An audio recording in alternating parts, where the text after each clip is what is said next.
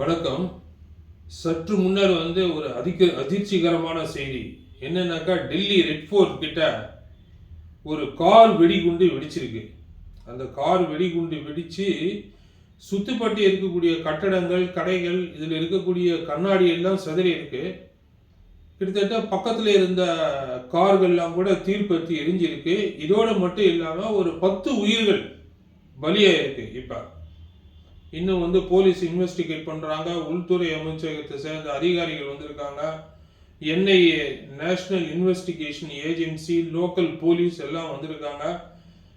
அந்த ஏரியாவே garden of பண்ணியிருக்காங்க. சுற்றி வளைச்சி பூரா சாம்பிள்ஸ் எல்லாம் கலெக்ட் பண்ணி எப்படி ஆச்சு, ஏதோ ஆச்சு அப்படின்னு சொல்லிட்டு இன்வெஸ்டிகேட் பண்ணிக்கிட்டு இருக்காங்க.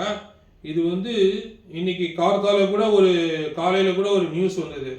கிட்டத்தட்ட 2900 கிலோ வெடிமருந்து பொருட்களை டெல்லி பார்டர், ஹரியானா கிட்ட கைப்பற்றி இருக்காங்க அப்படின்னு சொல்லிட்டு இது ரொம்ப ஒரு அதிர்ச்சிகரமான செய்தியா இருக்கு.